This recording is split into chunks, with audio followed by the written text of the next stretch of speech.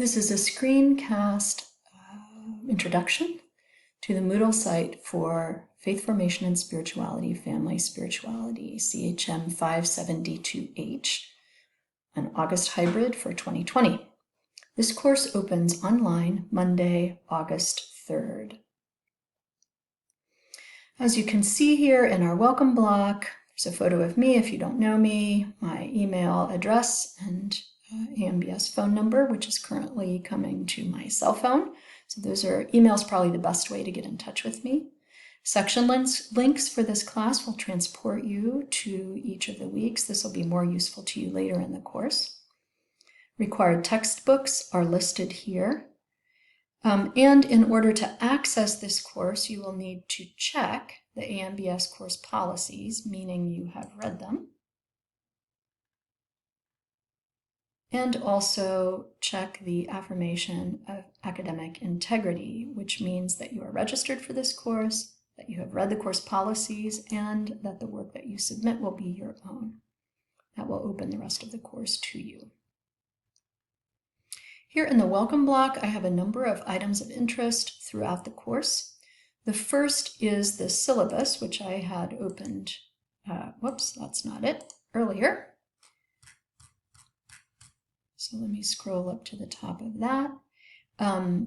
It opens as syllabi do with a course description and a course goal.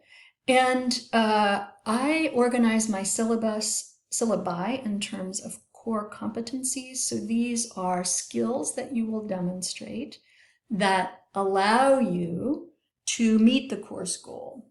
And for each of these skills, I have a rationale why this skill matters with respect to the course goal and what the assignments are through which you will demonstrate that you have some competence in this goal. I work hard on my syllabi, and I want you to have a sense of how things are related to each other in this course, as well as how this course relates to AMBS degree programs and their goals. And so I ask you, if you're willing to read this carefully, you will understand the course better if you do that. One of the things that is really challenging about a hybrid week, and especially a hybrid class during pandemic, is that we are meeting in some unusual way. So please pay close attention to the course rhythm. I've made it as clear as I can in the course Moodle site itself, but things will be slightly different week by week. So it's not, you don't start a program and then just do that forever. Our course rhythm is divided, or our course is divided into 4 parts. Part 1, the 2 weeks before the intensive week, so August 3 through 15, involve 10 to 12 hours of work each. And this work is asynchronous, meaning you do not need to meet other people in the class via Zoom or in person at any specific time. Part 2 is the intensive week itself. And during that week, we will meet from 9:15 to 11:30 Eastern Standard Time, Monday through Friday of that week. And there will be assignments, readings, some mini lectures to listen to, etc. So the main plan is that we will meet together in the morning. Some of that will be whole class, some of it will be small group work. And then in the afternoon, you will do your reading and preparation for the next day.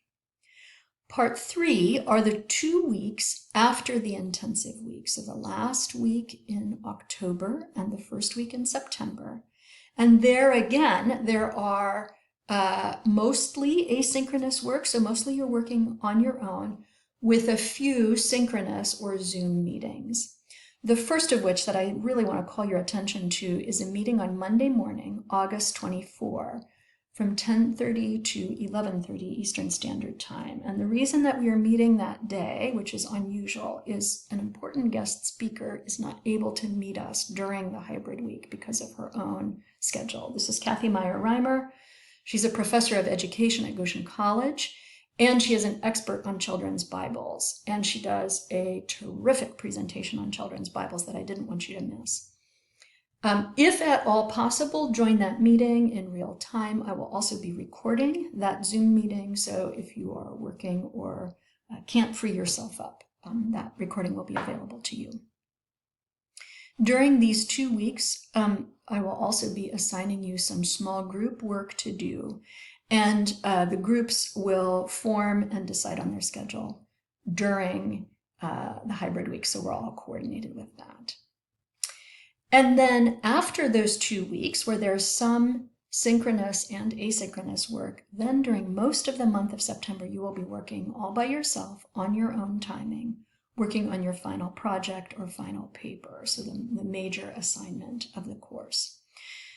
This course's work is all complete by Wednesday, September 30th, so by the end of the month of September. This is a way of acknowledging that this is a 2 credit and not a 3 credit hour course, and I front load it in order to free up your time later in the semester. In the syllabus, I have a list of our 3 main textbooks, and then there are other resources linked in Moodle. Please read all these other things about technical support and grading, etc., how to get in touch with me, policies that apply to this course. I'll just call your attention to this last thing on extensions and late policies. My own policy is that because of the way I set up the course, it is better to do the work when it's due because it prepares you for future assignments. So I give lots of credit for people who turn things in on time and prioritize that. On the other hand, I know that sometimes things come up, and particularly during a time of pandemic when we may become ill ourselves or need to care for somebody in our household who is ill, those deadlines may need to be revised. So what I'm doing is experimenting with what I'm calling a course amnesty date, and that is Wednesday, September 23rd by midnight. Anything that is due for the class whose deadline you have missed, but that you can still turn in by Wednesday, September 23rd, you will receive at least partial credit for. Because usually my grading is, A work, B work, C work, and then if you don't turn it in, it's a 0.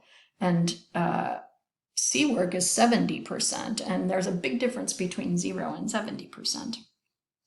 So let's see if this helps us get our work done in good time, both so that we can move somewhat in sync as a class and also for your own benefit so that you can move on to other things. The weekly schedule is listed there also in that introduction block, and there you have, I've listed very carefully everything that's due, the order in which to do it, all the deadlines, etc., etc., etc. So pay attention to this document. It will help you know what's going on when things are due. This is particularly helpful because the detailed assignments folder, where all of the assignment directions and grading rubrics are located, is organized not chronologically, the order in which things are due, but alphabetically. That is how Moodle does it. So it's useful to be paying attention to that weekly schedule so that you know what's going on.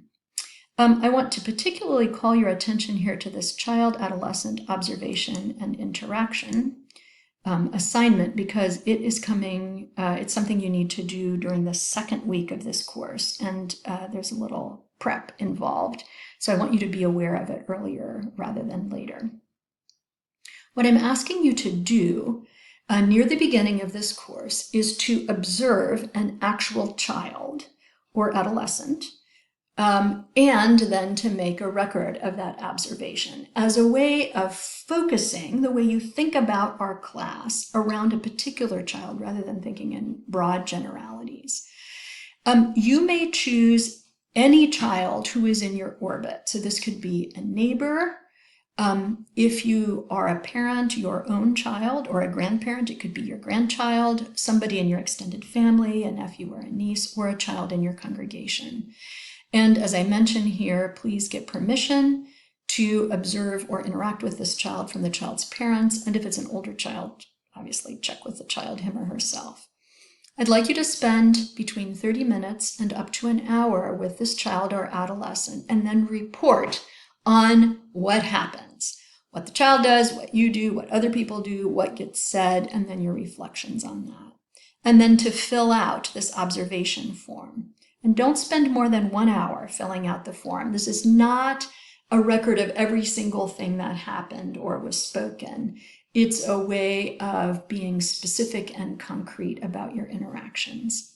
You will submit this interaction and observation form by Saturday, August 15th at midnight. And we will talk about this with a partner in class on Wednesday, August 19. And then I have some sample activities and questions that may be useful to you. I can point out here that many of the assignments in this class are graded on a completion scale. Adequate is you did the assignment as assigned. Good is you did the assignment as assigned and there's clear evidence of insightful engagement with the assignment. Not yet. You submitted it on time, but you missed some parts of the assignment, or you did it in a slapdash way. And 0 means you didn't submit the assignment at all, or by the assignment amnesty. And the point of grading like this is to give you some quick feedback. This can align with A, B, and C, if you want to put it that way. But I don't want us to get too bent out of shape about grades. The function of most of these assignments is to keep deepening your reflection as you move forward.